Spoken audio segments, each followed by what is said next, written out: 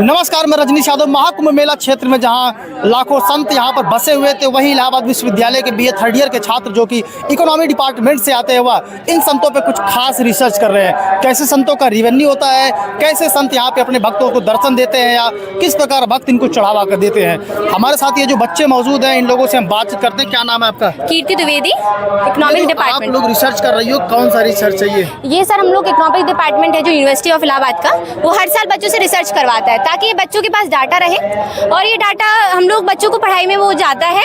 कुंभ है, 4 साल में एक बार आता है, बहुत बड़ा कुंभ है, तो इसमें काफ़ी साधु संत आए हैं। उसको लेके हर बच्चे को अलग अलग टॉपिक दिया जाता है। हम लोग को दिया गया है साधु संत से बात करने का। साधु संत कहाँ से आते हैं, कैसे रहते हैं, उनको क्या व्यवस्थाएं दी जाती हैं, कैसा क्या सब उनका इनकम क्या होता है, उनको कहाँ से आते हैं, उनके परिवार में कितने लोग हैं, ये सारे उनसे सवाल होते हैं। उनको यहाँ कोई दिक्कत तो नहीं है, ये सारे सवाल हैं।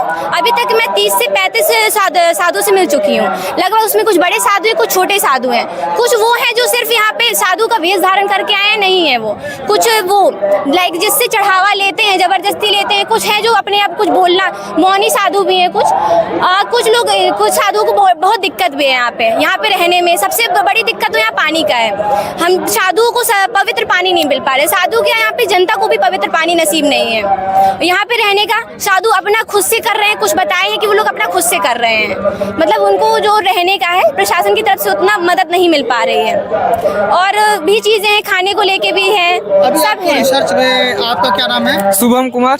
रिसर्च में क्या पता चला यहाँ पर? यहाँ पे रिसर्च में यही पता चला जैसे वो कितने अपने परिवार के साथ आए हैं। इनके रेवेन्यू के बारे में जो आप लोग रिसर्च कर रहे हैं, कैसे इनकी इनकम जनरेट हो रही है, खासकर साधु संतों का? यहाँ पे कुछ ऐसे साधु हैं जो केवल यहाँ पे साधु का काम करते हैं। कुछ ऐसे भी हैं जो साधु के अलावा अपने घर पे जाते हैं तो अलग भी व्यवसाय करते हैं। जैसे कुछ से पूछे तो कुछ बोले हम कपड़ा दुकान चलाते हैं, लेकिन अब उनके परिवार में कुछ नौकरी लग गया तो वो अब यहाँ पे पर्सनल बस साधु का ही काम करते हैं। कितने साधु संतों से मिल चुके हैं आप लोग? वही 30-35 से मिल चुके हैं। साथ में सब लोग मिलकर रिसर्च कर रहे हैं? हाँ, हम लोग साथ ही। मेरा नाम आशुतोष केसरवानी है। कहाँ से आए आप? मैं economics department university of Allahabad से। क्या रिसर्च कर रहे हैं आप? मेरा ये रिसर्च है कि जैसे यहाँ पे जो साधु संत आए हुए हैं उनकी कैसे क्या इनकम है, कैसे मतलब कि कैसे उनकी इनकम जनरेट हो रही है। ये कुंभ के पहले क्या करते थे, कुंभ के बाद क्या करेंगे, इस चीज़ पे मेरा क्वेश्चन था उनसे। और ये मतलब क्या उनके मतलब यहाँ पे जो आए हुए हैं, क्या वो पैसे के उद्देश्य से आए हैं कि वो साधना तपस्या के उद्देश्य से आए हुए हैं, ये चीज़ मेरा टॉपिक था यहाँ पे करने का। अभी आपको रिसर्च में क्या मिला कि यहाँ पे मैंने व्यवस्था है या क्या साधु संत के जीवन के क्या मतलब वर्तमान स्थिति क्या है बताएं? मैं जैसे अभी यहाँ पे मिला 2 तरीके से साधु संतों से मिला कि जो यहाँ पे एक भक्ति भाव से आए हुए हैं, जो मतलब तपस्या कर रहे हैं निस्वार्थ भाव से, उनका कोई उद्देश्य नहीं है कि हम कोई यहाँ से लाभ ले जाएं। और कुछ साधु संत मुझे ऐसे भी मिले जिनका उद्देश्य है यहाँ से लाभ ले जाना, यानी इनकम जनरेट करना, वो इनकम के पर्पज से ही आए हुए हैं। और मैंने कुछ एक दुकान, ये जैसे आप यहाँ देख रहे हैं कि मैं 12 ज्योतिर्लिंग में खड़ा हूँ रुद्राक्ष वाले, तो यहाँ पे जैसे इन्होंने बताया कि जो ये रुद्राक्ष की मतलब मालाएं बेच रहे हैं तो इनका उद्देश्य सार्वजनिक कल्याण करना, इनका उद्देश्य नहीं है कि कोई प्रॉफिट करना। तो क्या मुफ्त में दे रहे हैं? ये मुफ्त में नहीं, जो इनकी लागत है ये अपने लागत पे ही दे रहे हैं। कोई इनका उद्देश्य नहीं है कि एक्स्ट्रा बढ़ाकर चार्ज लिया जाए। ये रुद्राक्ष 50 रुपए का दे रहे हैं, 100 रुपए का, सब तरह का। जैसे एक मुखी रुद्राक्ष है तो 50 रुपए का। ये सब मैंने सर्वे किया यहाँ पे।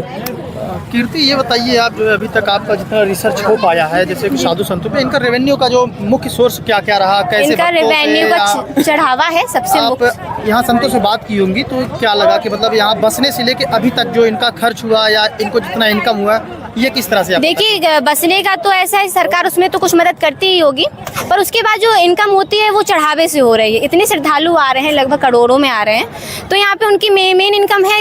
यहाँ श्रद्धालु आते हैं, चढ़ावा चढ़ाते हैं, हमारी संस्कृति में ही है, भगवान को चढ़ाना है। चढ़ावा देखते हैं यहाँ पे हो रहा है तो चढ़ावा चढ़ते हैं, उनको मेन रेवेन्यू चढ़ावा से। कुछ बड़े लोग आते हैं, बड़ा सा दान दे जाते हैं, तो उनका चढ़ावा है। और कुछ लोग उनका अपना कुछ का पर्सनल रहता है। ठीक है, हमारे साथ मौजूद थे इलाहाबाद विश्वविद्यालय के बीए थर्ड ईयर के छात्र जो कि इकोनॉमी डिपार्टमेंट से आते हैं। और ये बच्चे जो है काफ़ी मेले में उम्दा काम कर रहे हैं, जो इन साधु संतों पे, बसे हुए साधु संतों पे, इनके रेवेन्यू के बारे में, इनके बसने के बारे में लगातार रिसर्च कर रहे हैं। प्रिंस के साथ मैं रजनीश यादव, न्यूज़ 18 प्रयागराज।